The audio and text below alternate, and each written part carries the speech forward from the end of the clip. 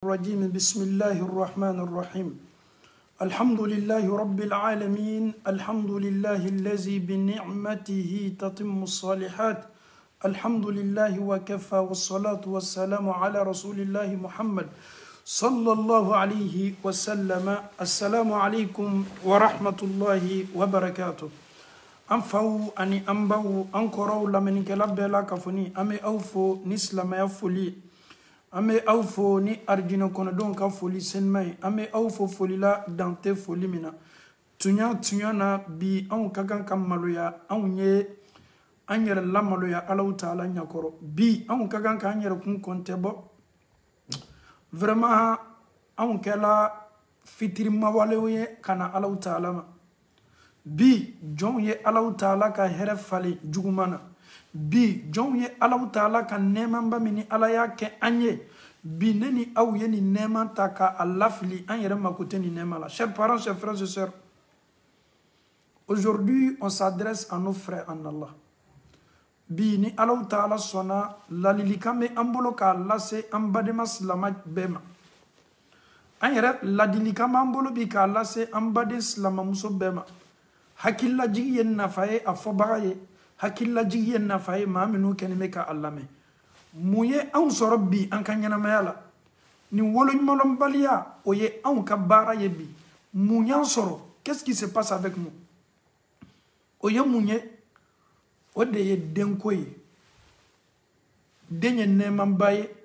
den ye kayiraba ye den ye Alahu taala ka nɛɛmanba ye ka a di a ka jɔn ma mais yalaw den min ni Ala kɛtɔ a dili ma tuma dɔ e hakili bɛ a cɛman na walama a muso ma mais i kana ɲina k'a fɔ ko e tɛ den dili yɛrɛ ma Ala le diɲɛna k'a bɛ den d'i ma. C'est Allah subhanahu wa ta'ala qui décide de te donner enfant ou pas. Mais qu'est-ce que nous constatons aujourd'hui? Fanga be nin ko la nin ko fana me kan ka fanga ta ni Alahu taala ka cɛ minnu sɔn den na ni den kɛla muso ye den fɔlɔ o kɛla muso ye tuma dɔ den filanan o kɛla muso ye tuma dɔ den sabanan fana kɛla muso ye i b'a ye situation bɛ yɛlɛma daminɛ i bɛ lutigi y'a fɔla muso ma e tɛ se foyi la denmuso sɔrɔ kɔ dɔw b'o ta fɔ directement dɔw yɛrɛ b'o ta fɔ indirectement accuser sa femme. Toi tu ne sais rien faire si c'est pas pour me donner seulement des filles. Pourquoi chaque enfant on m'appelle que ma femme a couché, le sexe de l'enfant c'est une fille. Il se met dans tout son état. Il est fâché. Il ne veut pas chercher même à comprendre. Il y a d'autres même aujourd'hui, ils refusent même qu'à den sorona muso parce que ni muso te den fo sorona den muso ko. A fa ba soutenir, a yera woloba ba soutenir, a ka famu be faraka,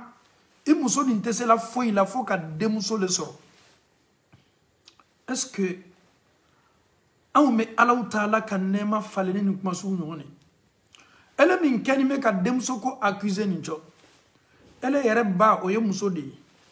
i balma muso munu kanime ka fara i kanto ki muso te se la foi la demso soroko e balma nunu fana muso de ko lu yere manyinga muna olu yere maso yere kala cheye olu ko yere soro muso yala ebe kuma kuntan be fo muso ma ado yere ilo nyeni den soro la no ni parce que ni yera nogo te se den foi produit la ni demso te an kanime kani fo ka nyasi muso de ma yala est-ce que muso le be den sexy décider tumana minani de me former à konowa yala e yera ni i muso ka fo nyoya yera kofe de me soro segoni mi abe soro leri mi muna e yera te den fabriquer ça min kadi e yera ko obla i muso kono muso ado bey ni che yera ko neni ile te se la foi la demso soroko mais yalaw est-ce que wati mase amatewa an fotani an ketaw anya sigi ka alaje ka sigi ka mafle muso mini alaya dineni e mafuru kono o muso te se foi la den soroko yala est-ce que neni ete baraka ni hakli e fami nu kakan ka yara ka ila ka fondenke ni Allah taala ka soni abe dendi mama mami ka ale Allah taala dia ipamso min kaka ka sima ka fiye ndenke ni ne Allah taala ka soni tumado demso ika hera ni kan nafa bodela ifa bi souteni iba bi souteni ano tasma yere boli bolo ko folo mi mena miriya la folo nin kɔfɛ muso bila o bɛɛ bɛ bila miiriya la n'i ma ɲa nin muso bila kɔ walama nin muso bila walama i ye muso gbɛrɛ ta muso min kɛtɔ den tɛ sɔrɔla i ye cɛ caman bɛ yen olu ka muso filanan ta yɛrɛ bɔla yɔrɔ jumɛn de ye ten c'est-à-dire ils ont pris la deuxième femme pour quelle cause parce que ma femme qui est avec moi elle me donne seulement que des filles denmuso le bɛ sɔrɔla a bolo an b'a f'i ye nin tɛ dɛ hakili min ni ala y'a d'i ma i hakili problème bɛ commencer la ka na a la an bɛna don kuranna kɔnɔ ne ye fɛ i y'i tolomalo ni kuranna aya la bi kosɛbɛ ka d'a kan kumakanw kɛla ɲaɲa n'an ma kuma ni kuranna ye kuma bɛ kɛ kuma fu ye i b'i tolomalo a la ele min bɛ nin situation sugu la muso min bɛ nin situation sugu la an bɛɛ ye an tolomalo Alahu Taala kumakan na masa Alahu Taala a kumakan dafani bɛ masa Alahu Taala a kumakan kaseni an b'a ɲini silama bɛɛ fɛ i tolomalo ni kuranna aya la Alahu Taala ko a'udhu billahi minash shaitanir rajim bismillahir rahmanir rahim wa idha bushira ahaduhum bil untha zalla wajhuhu muswaddan wa huwa kazim. Si on les annonce la nouvelle, sa femme a fait le coup, on dit non, ton enfant il est de sextant ou sextant. La femme appelle son mari, mon bébé que j'attends c'est une fille. Wallahi abesinka dimi follow silamaya nana kana kafiriya ni flankafoya ni jahiliya jogo cɛjugu min kɛlɛ ka bɔ Maka kafiru la ka bɔ Makakaw la denmuso ko tun tɛ ko ye olu ɲɛnɛ olu tun ye denmuso ko banni olu tun ye denmuso ko haramuya olu si tun tɛ fɔ musow ye denmuso sɔrɔ ni nouvelle nana lase u ma n'o don lasawala bil untha k'i muso ye denmuso sɔrɔ zalla wajhuhu muswadda i bɛ sin k'a ɲada ye a ɲada bɛ sin ka transformer a ɲada bɛ sin ka couleur bɛrɛ ta i b'a ɲada ye a mɔnɛni mɛ a dimini mɛ a sawani tɛ son visage change subhanallah mun kelen kosɔn parce que cette nouvelle là il veut même pas sa femme elle est enceinte d'une fille il veut même pas wa huwa kazim a jɔrɔni mɛ mɔnɛ b'a la a kɛni mɛ ka i muɲu dimi min b'a fari la fanga ka bon wallahi a man d'a ye silamaya nana ka na ko ninnu kɛlɛ ka bɔ ninnu jogo la n'o jogo bi anw fɛ yen bi fo a yɛrɛ bɛ ɲini ka se muso dɔw ka furusa ma ko a tɛ se la den sɔrɔ la fo denmuso a den bɛɛ ye denmuso est-ce que hakili ko tɛ anw na maaw bɛ maa la bi o ye wari min bɔ denko kosɔn o ye dɔgɔtɔrɔsolata min kɛ denko kosɔn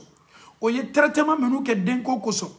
o ye nafolo minnu tiɲɛ denko kosɔn a farafinfila le wa a tubabufila le wa denko kosɔn n'i b'a dɔn wallahi i t'i tolo nin ko la den yɛrɛ tɛ se sɔrɔla olu bolo sila normal yɛrɛ kan kɔ fo ka taa cɛ farila ji ni muso farila ji ta k'o bila muso la o yɛrɛ fana bɛɛ yɛrɛ bɛ yen a dɔw yɛrɛ tɛ reçu la ka d'a kan olu bɛ denko la ala kɛni bɛ k'a di e min ma e ka wɛrɛ wɛrɛ caya nin bɛ muso nin tɛ se foyi la denmuso sɔrɔ kɔ muso bɛ neni kumasulu kuma bɛ fɔ a ma muso yɛrɛ bɛ maloya a sigiyɔrɔw la parce que ni cɛ banna nin kuma ta la k'a lase damina a tɛ foyi la denmuso sɔrɔ kɔ e ni Alahu Taala cɛ silamɛya nana ka mentalité kunta minnu kɛlɛ ka bɔ adamadenw hakili la bi o mentalité de kɛni bɛ bi ka fanga sɔrɔ anw ka sigida la a tɛ denmuso fɛ denmuso ko man d'a ye denmuso ko man bɔ a ma a yɛrɛ tɛ fɛ muso ye denmuso sɔrɔ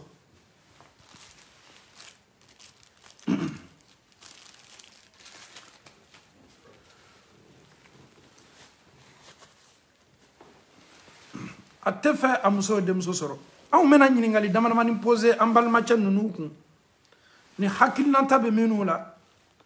an bɛna ɲɛɲini o fɛ an yɛrɛ fana mako bɛ kunnafoninaw fɛ den bɛ dan cogo di Alahu Taala bolo masa Alahu Taala a bɛ den fabriquer cogo di adamaden fari la i tɛ bɔ a kalama ji bɛ labasan waati min na i tɛ bɔ a kalama jini yɛrɛ ka kan ka kɛ kɔnɔ ye waati min na i tɛ bɔ a kalama masa ala ka kɔrɔsili bɛ nin ji kan a bɛ nin ji yɛlɛma k'a bɔ jiya la a b'a kɛ jolikuru ye a b'a bɔ jolikuruya la a b'a kɛ sobokuru ye a b'a bɔ sogokuruya la ala bɛ sen nin bolo bɔ a la Allahu Taala le bɛ labɛnni kɛ masa min k'a yɛrɛ tanu k'ale Allahu Taala bɛ se danni na ala ye nɛɛmaba kɛ e ye a ye e sɔn denmuso la e sawanin tɛ e dɔw yɛrɛ b'a fɔ ko denmuso ko kɔni a kuma ka ca a tɛna n cɛ ta la a bɛna taa furu gbɛrɛ de la n kɔ tɛna to la ne dɔ b'a la da la n kɔ le to ni hakilinataw le bɛna adamaden na yalaw ɲininkali kelen min bɛ anw bolo sisan k'a pose aw kunna dencɛ sɔrɔ denmuso sɔrɔ ni différence jumɛn bɛ nin na Allahu Taala bara différence jumɛn bɛ nin na Allahu Taala fɛ yen ma femme a accouché un garçon ou bien ma femme et il y a une très grande différence dans la hadith du prophète sallallahu alayhi wa sallam et le prophète te dit si Allah te donne 2 filles ou bien 3 filles si tu donnes une bonne éducation à ces filles-là jusqu'à ce que ces filles-là se marient là Allah subhanahu wa ta'ala va te protéger de l'enfer ni ala ye denmuso 2 d'i ma walama denmuso 3 d'i ma i sela ka nunu jogo don nunu sela don la furu la denmuso nunu jogo don ɲuman kosɔn ko ala b'i bali jahanama la doli ma o ye avantage ba ye denmuso ko la o yɛrɛ ma fɔ dencɛw ma est-ce qu'il bɛ denmuso ko nafa dɔn wa ala kɛra denmuso min tun ka da ye o tun ye Fatumata ye lien min tun b'a ni Fatumata cɛ o fanga ka bon k'a yɛrɛ ka aw la ni aw t'a fɛ a ka di anw ye nɛɛmaba don kayiraba don denmuso ko ka bɔ cɛw ye bi b'a fɔ foyi wɛrɛ cɛ bɛɛ tɛ dɛ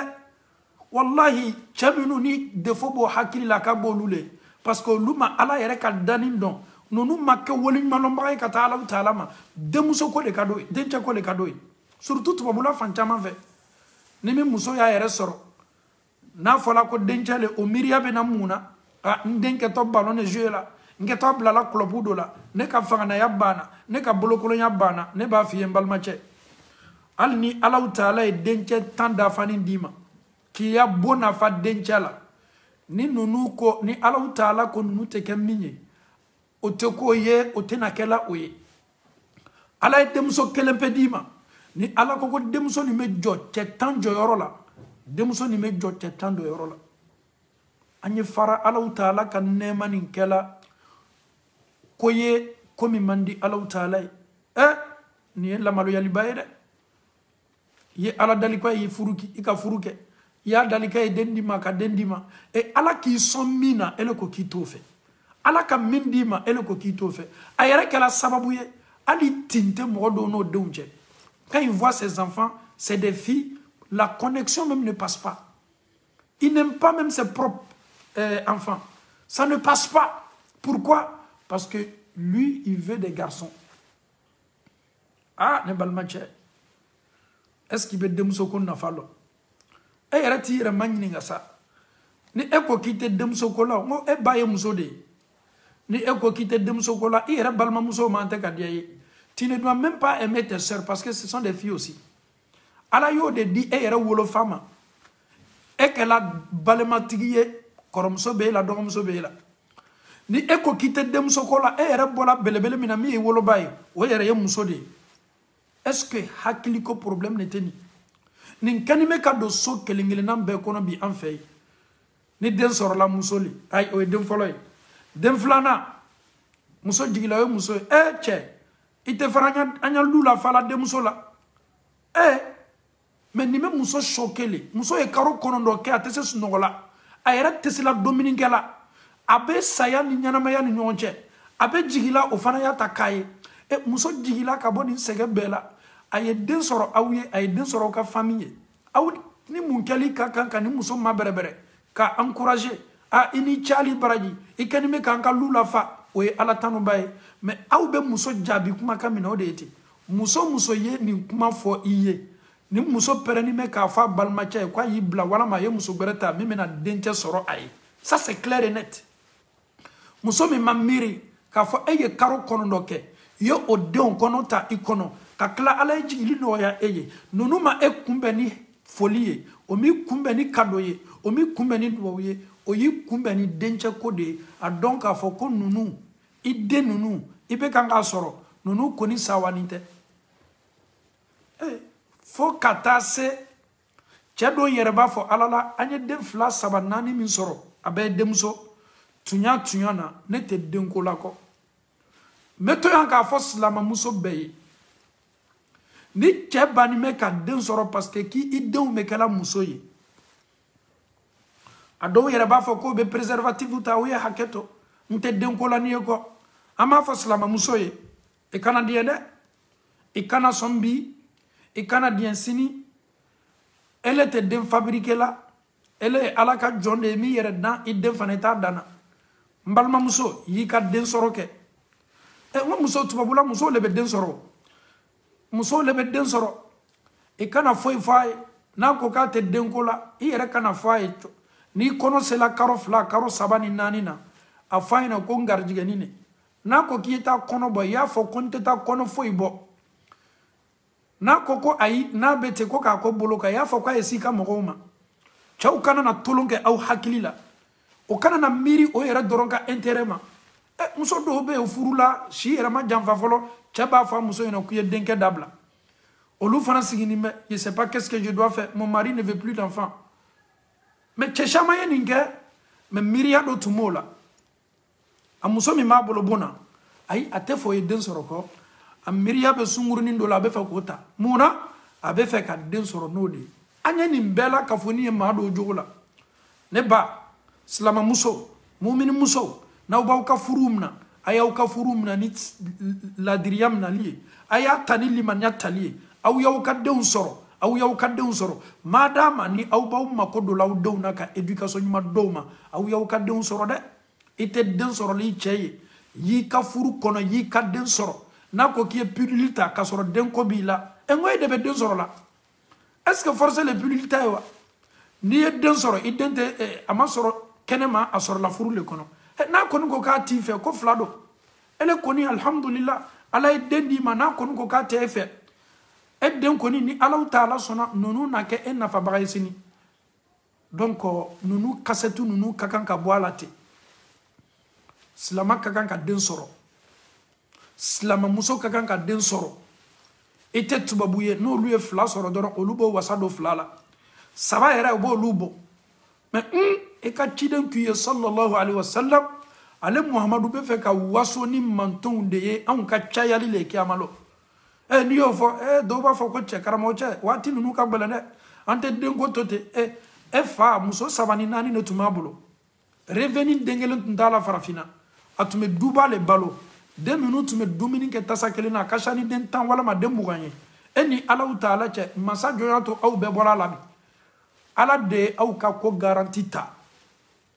mais ni liman yanna kasila adama dena liman yabdo wala adama dena yere ke tubabuye adama dena yere bla tubabuya muran kono au ni ne mama kanime kan an lamena bola farafina an be bola luba le kono chokoroba muso nani mbabulu muso kelengele nambe den woro vla den nunu kelengele nambe telela be na domu sula be na domu daraka be na domu wallahi fama derika sefa wa bilo uta karola reveninte socialité dilama mais wallahi nunu yo yere seme Allah taala la alamo labla masa Allah taala mo labla muna o yo kanyana maya ke tunya de kan amo labla muna o yo yeret seme Allah taala la amo labla muna nunu kala wali nyuma lay alkana Allah taala ma muso kele mi mebolo o ye dengelen den fla soro do ay nete denko la ko non ne kana den soro de ni yere bita ka ta fitna ye ni fana bita ka kuma la sigiye fo muso be teme mogo de fe ka na se a chema ko cheba ni den soro ma chew au fana te sabarisa chew fana sabarite au ya to muso yo ka den soro elo ko ki no ko ka den ko kainte ni do tala muso bra furu wallahi be denke no o ye denke o ma denke e be ta muso jonko bi e be ta famille jonko bi ki ka to dem so furu la ka fo lu dem so e ay ni e denke lendi ne ma doro wala ma den flente fe allo yi tike fa diama na to fo allo yi tike fa diama na to fo muna e ka tubabu ya jarani ncho au makoto la ka dina la ikatubabu ya jarani amma kutala ka dina la qui est rekatubabu ye avec les enfants il y a trop de problèmes on n'a même pas le temps pour les enfants balmache idambe reto ikmaka reto e ka ciden belebele sallallahu alaihi wasallam ala ye woron vlale dalema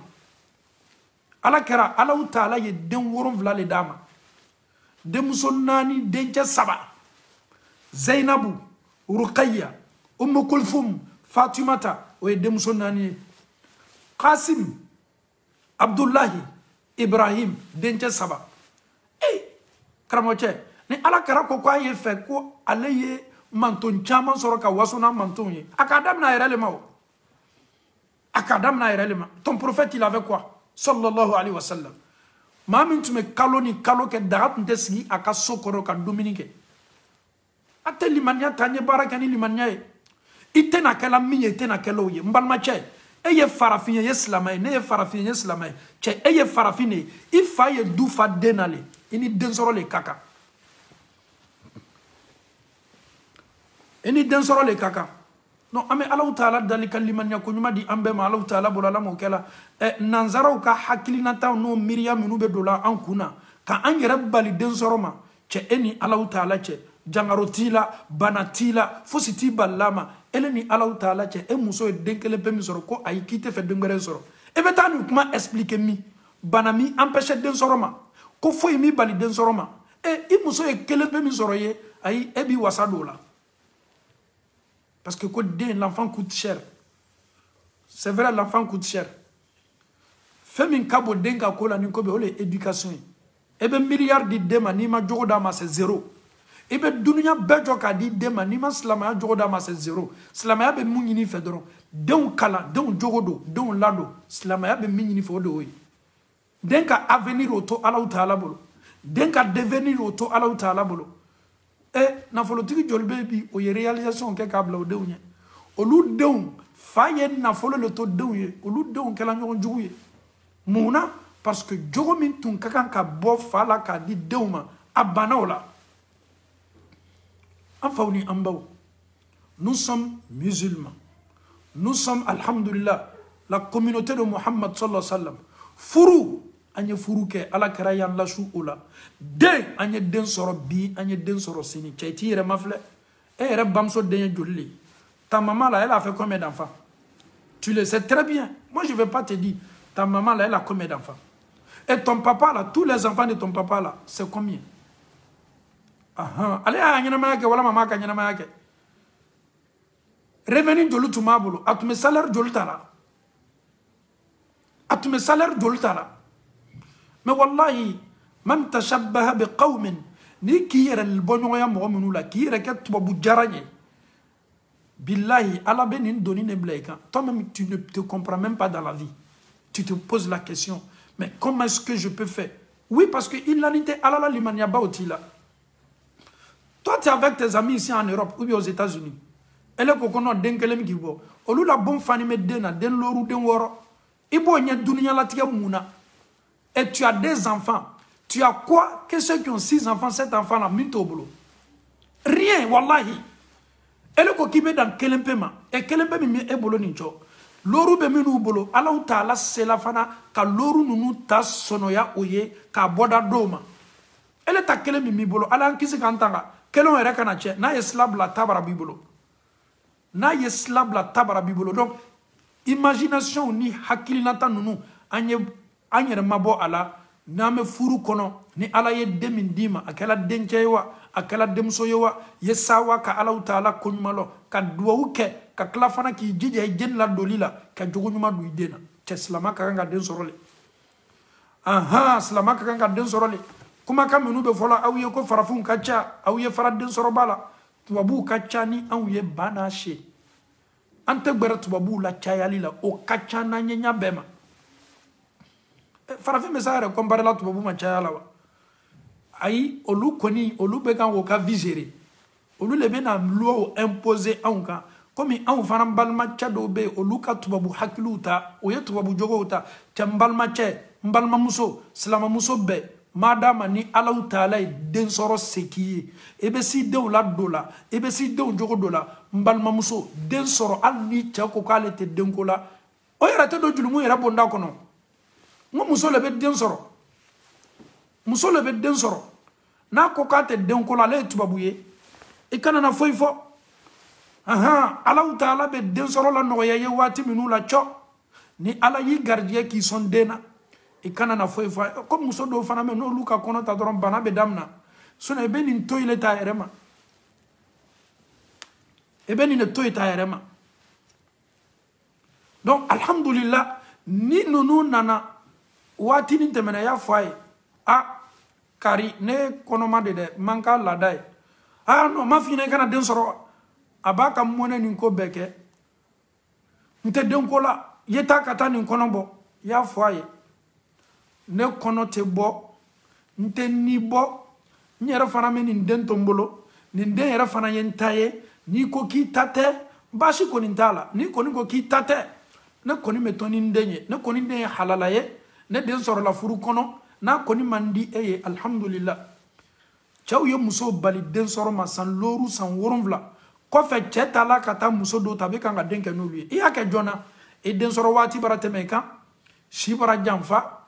imasi ke den soro la wati mola mi me nyini an fe doron na ma don ka fo den soro la wati minula anyan jija ka jogo di dewma anyan jija ka dew nado wallahi dina bolo nyini an fe kabina san woro san worumvla ka slamaya nya foy ka education dama o de kabo le loyoro kabo katne ko beka makini blalla kuma ufede kaliman yakun madi ambela ka fon ma Allah taala bulala mo kala amena na antolo malo Allah taala kuma kambadula alquran kono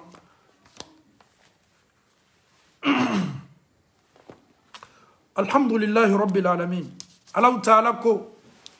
lillahi mulku samawati wal ard yakhluqu ma yasha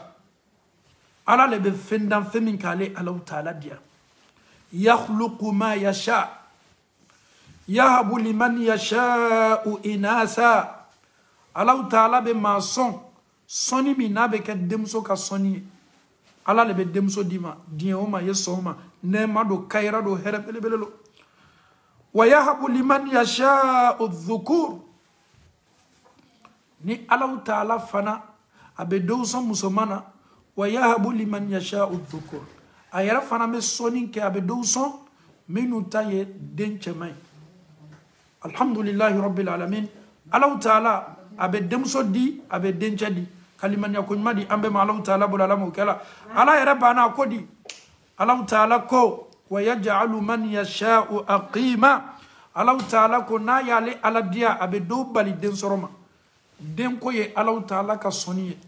abi ta ke cheye abe ni ta ke musoye ayere be ba fana ka cheni muso di doma ayere fana me do bali wa yaj'alu man yasha'u aqima na dia lale Allah taala abe do yere bali den soroma alno ye sansama ka di duguka ni ala ko te den soro donc ambalma jaw ambalma slamaw ni mi ma ka den soro ke yi ka den soro ke ni minu kala tubabu ye ko lu te den ko bala o yo lu hakilina taye o te an ka ciden kuma kanye o te an ka slamaya ka ladili kanye madama ni sebiye ka den soro ka jogo nyuma di dema e jija yi ka den soro ke yi ka jidi ke wati le muso ka kola e jija yi ka den soro ke o de nyini na anfe na fana ko ka te demso kola ku ye demso kelen fla saba soro ay ka te fe ye den soro e de ba don deme soro chogomi muso ba don deme soro karo minula ni alaka dien abe soro periode minula muso Allah taala plan badi muso ma e bi ka plan exploiter ki ka den soro ke ka Allah taala ka nema konmaloima e kana ke maye Allah taala here kaye ayiba Allah taala ka here la singina Allah taala ma ama Allah taala dal kaliman yakun madi ambe ma Allah taala bulala mo kala chaminu ko te den kola ka Allah taala die ka hakili nyuma do ma Allah taala bulala mo kala ni ba don ka fo ki saninko ni den kelengele nambe ka duwawu la surna dolido ni den kelengele nambe ka duwawu arjino kono dolo ni den kelengele nambe ka duwawu o ye nema ye isaninko e ni den matoy den yerete ni me duwawu kala e kera ko sallallahu alaihi wasallam ko ni adama den bana sala ika ko bela ka fo ni jola ko fo ko saba akko saba do la kelenye munye ni ala ye denyuma dima denyuma mi me duwawu kiye e ebe denko tala tolonge ko de ebe denko tala ka hakilanta ko le denye kayra baye denye neman baye denye Allah taala ka soni nyuma baye denye Allah ka kalfa nyuma baye ka di aka joma jominu yale Allah taala dia ama Allah taala dali ka salama kelengele nambe sonde na Allah mo kala tubabu yabe adama de munu hakilila ka Allah taala dia ka o ke farafinye ka salama ya hakilanta do ma Allah taala bulala mo kala ama Allah taala dali tubabu la kenime ka wara ma munu hakilima no yo yareke tubabu jaran ye farafin bolo fimaw Allah taala fima yamilla oka tumado o madia ye o koko te bena o ma min kadi olu ye saka bologo ka kuleri laje ka nyabo olu fe ka klafana ko be bologo le jogota ko kanyina maya kala ami Allah taala dali ka ansegi anka farafinya ma ka anka farafinya dianye ka kla ka anka dina dianye ka anka dina dambe udianye ka anka dina ko udianye ala kara illa lilika minuto ambolo ko ka manto na chaya ka am kel jama chamam bay kiyama keneka kerabe wasoni jama mi Allah taala bulala mo kala اللهم أرنا الحق حقا وارزقنا اتباع وأرنا الباطل باطلا وارزقنا اجتنابه أمل اللي كان داتوني موني نمي يدمسو سورو ni chako kwa te demso kola kwa yerete fe yedden soro ko parce que e kononya fla sabanani bekela demso ne balma muso ne bana sekere fola e kabande ne bana sekere fola e ni mami mason alaka latigema mami ngoko ala taala e ale somino mandale mbalma muso ni alabani garjige bena chasuguma na ko ka te denkola nyo de fiye e kana i yere bali ka den soroma cheka ni mana kan koso i ka den soroke i ka konota madama ni asebiye madama ni konota ala i kene ya dima ni be se ka konota mbalma muso i jilaja i ka den soroke ye che yere laje ale yere ba den jol babulu e yere laje e yere au jolbe au babulu alhamdulillah mais Allah taala diena aw be bolala aw be do law ka furula muna ifani bayli manaleta o sona Allah taala o tola Allah taala ko kaneni aw kaliman yasabati o tola Allah taala bulala mo kala nemi yarabe kumanani awye ne ba chama ne ko nemi me kumanani awye ni ala ya dine ma ne be chama yere de ko kadaka nte tubabuye nte na kala tubabuye na folo ko nte mbolo mama Allah taala tanu den tanke ni alaba di ama ana sorole kaka kayira bado here bado ante tubabuye ante na gala tubabuye ni yella lilikanye ka di fanama ni yella lilikanye ka la islama bema ni yera sigila ki don laje ki si ki don mafle inni be sawa ibe content obe nyana suma buila obi baro obi subhanallah heraj maka bonini alama ديننا فمن كن ويلا أنبلا كفني ربنا آتنا في الدنيا حسنة وفي الآخرة حسنة وقنا عذاب النار ربنا لا تزغ قلوبنا بعد إذ هديتنا وهب لنا من لدنك رحمة إنك أنت الوهاب صل سبحان ربك رب العزة عما يصفون والسلام على المرسلين والحمد لله رب العالمين ni au chauko kote afe au yo tola au na bashi tala na ubana kela we sama mo wole ko dalu ko no hakli ra nyona a ide ni denyo ide ba ide naw donc ala maslama muso sona dem baraka maula ala ma den chamandila ala ma an kanu nyongo be mama be en suivi la rappel islam ka ala ma den chamandila ubema ala ma dila mbema komi abe fo man kakana ko ka late ba foko si se bana de ama ko bodila inshallah que ala nous facilite la bonne compréhension wassalamu alaikum wa rahmatullahi wa barakatuh.